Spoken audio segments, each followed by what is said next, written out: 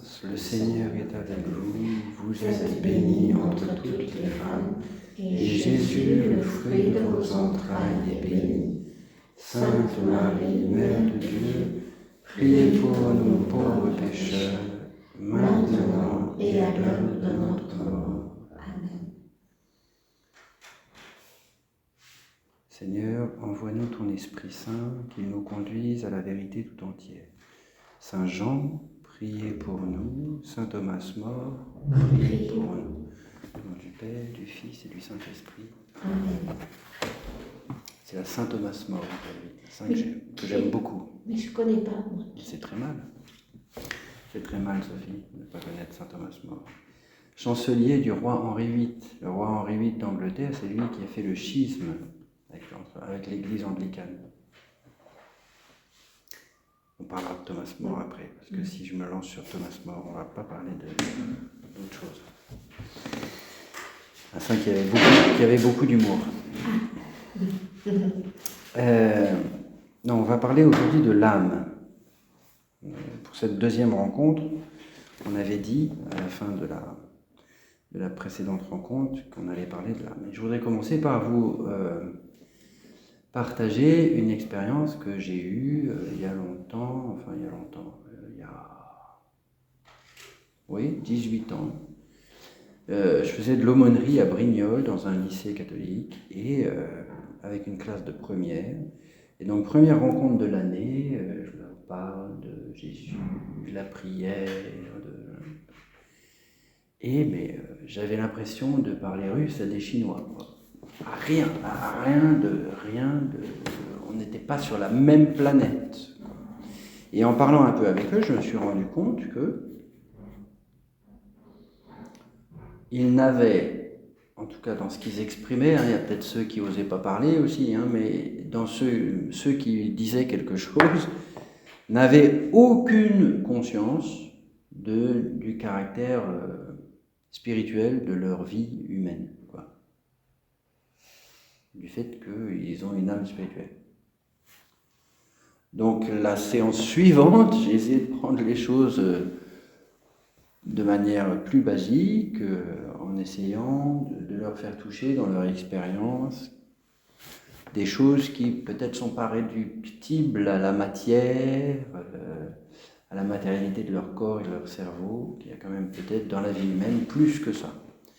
Eh bien, j'ai eu énormément de mal à leur faire toucher ça. Et je pense que c'est significatif. C'est significatif de deux choses, à mon avis.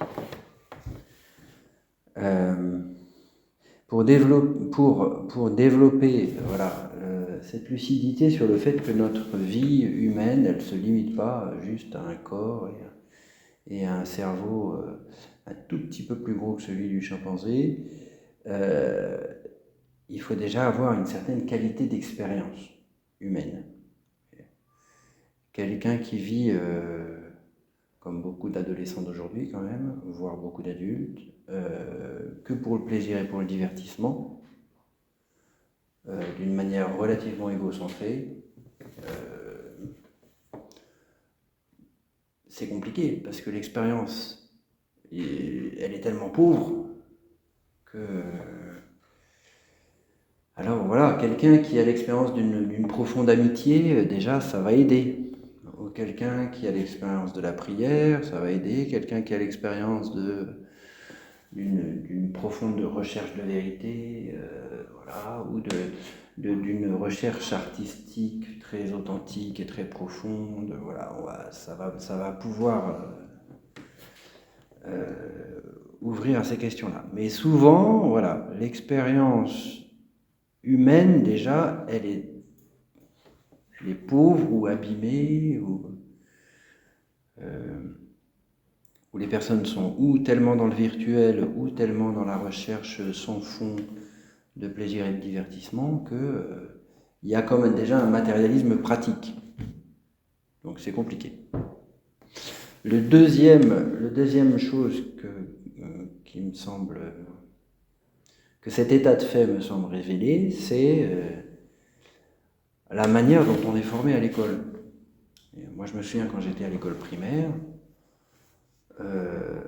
une version simplifiée, un peu bébête de la théorie de l'évolution était enseignée comme si, comme un dogme, quoi. Que c'était évident. Je me souviens encore que nos instituteurs, qui étaient d'ailleurs très bien par ailleurs et qui étaient chrétiens, c'est ça qui est bizarre, nous parlaient de Lucie comme notre ancêtre, l'Australopithèque découverte en Afrique de l'Est, etc. Bon. Pour la petite histoire, la plupart des scientifiques aujourd'hui qui continuent de penser que l'évolution est tout à fait quelque chose de valable, pensent que l'Australopithèque n'est pas un ancêtre de l'homme actuel. Donc la théorie, elle a complètement changé. Mais c'était vraiment enseigné comme quelque chose de dogmatique et d'absolu, alors qu'en fait c'est beaucoup plus compliqué que ça. De voir qu'est-ce que la théorie de l'évolution nous dit de ce qu'est la personne humaine. Elle nous dit sans doute quelque chose de valide, mais c'est très compliqué parce que, vous savez, en sciences, alors, je parle des sciences, vous allez peut-être devoir me corriger, parce que moi en sciences je suis un peu une bille, mais la méthode hypothético-déductive, qui consiste à observer un fait, formuler une hypothèse pour expliquer ce fait, puis le vérifier par l'expérimentation, par rapport à la théorie de l'évolution, c'est compliqué. Parce que l'aspect vérification, il n'est pas vraiment là. Toujours est-il que, voilà, on échange juste pour donner matière à notre discussion, hein, donc après on pourra parler. Toujours est-il que ces deux choses, une vulgarisation scientifique un peu simplificatrice, un peu dogmatique, et un style de vie marqué par un matérialisme pratique très prenant, font que aujourd'hui c'est compliqué de parler de l'âme plus que de manière un peu métaphorique, un peu poétique, un peu... Qu'est-ce que ça recouvre comme réalité? Parce que c'est ça la question. Quand on parle d'âme, ça recouvre quelle réalité?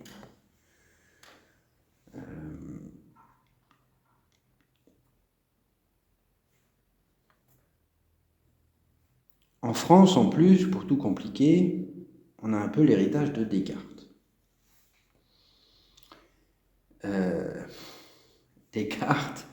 Descartes, lui, si vous avez de vagues souvenirs de vos cours de philosophie du lycée, Descartes, il parle de la substance pensante et de la substance étendue. Donc pour lui, dans l'être humain, il y a deux substances. La substance étendue, c'est le corps, la substance pensante, c'est l'esprit. Il y a deux trucs. Ou plutôt, il y a un truc dans un machin, pour être plus précis. Très précis. À mon avis, ça me paraît être une fausse piste, mais une fausse piste, c'est l'objet de toutes les confusions, ça. Parce que l'âme, c'est pas un truc dans un machin.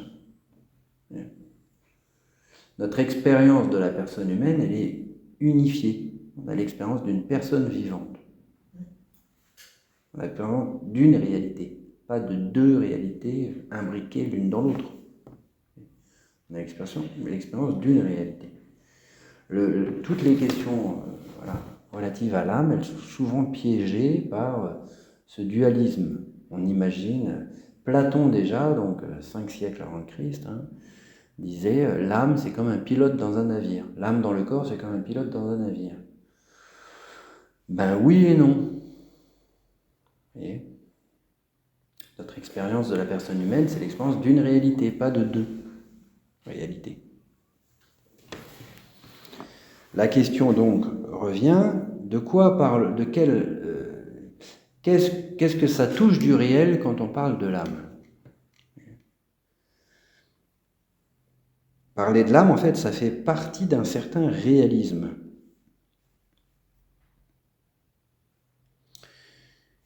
Le danger aujourd'hui, parce qu'on est souvent à l'école en tout cas, formés de manière un peu positiviste, matérialiste. Je vais revenir sur ce mot, hein, positiviste.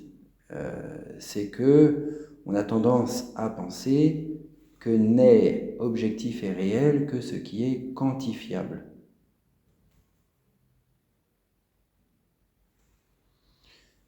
Le positivisme, c'est une idéologie philosophique fondée par Auguste Comte au XIXe siècle, qui veut qu'il n'y ait de vérité que scientifique au sens des sciences modernes, et donc de vérité que quantifiable, que mesurable. C'est une terrible réduction de la réalité à ce que je peux en mesurer.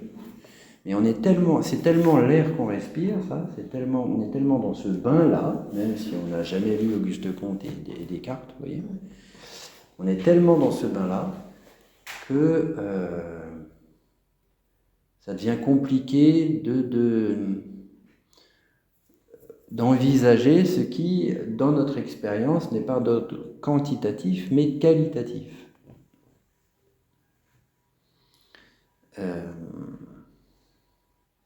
Et donc, la question de l'âme, elle demande déjà d'avoir une certaine qualité d'expérience et d'avoir une certaine ouverture d'esprit qui ne réduit pas la réalité à ce que je peux en mesurer.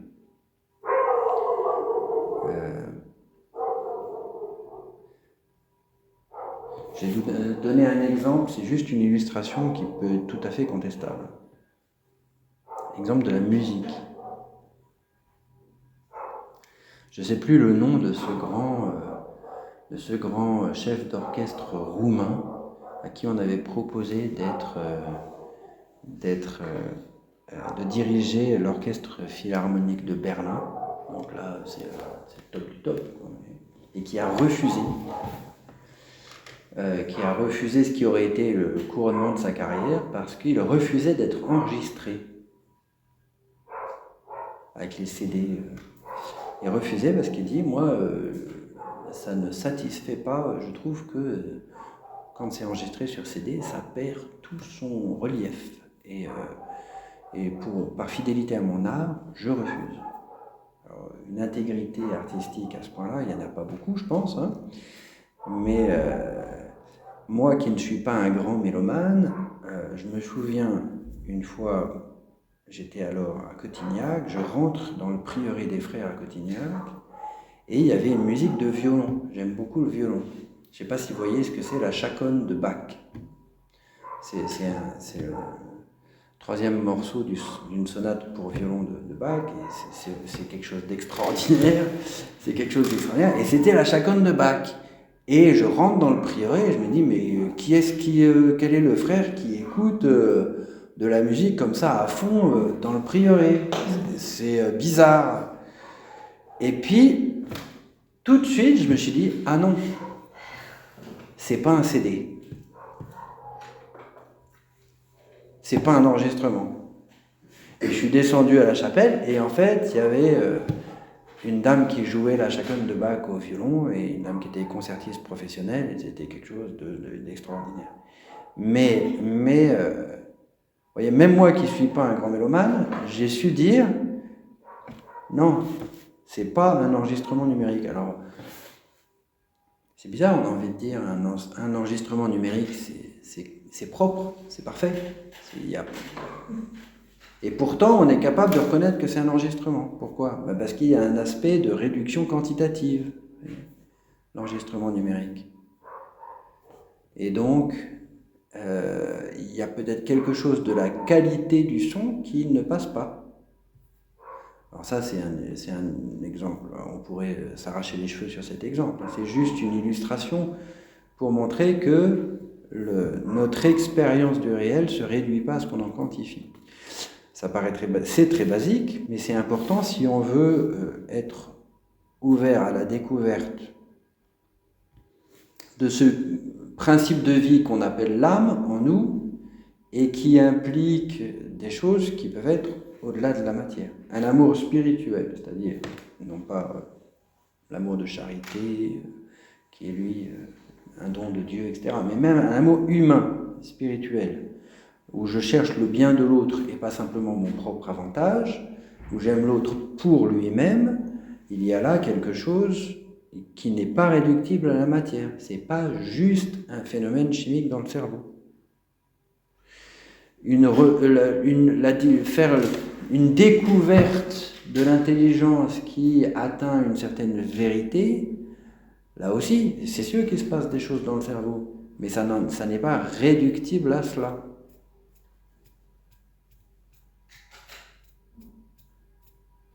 Voilà, donc la question de l'âme, elle se pose déjà en ces termes.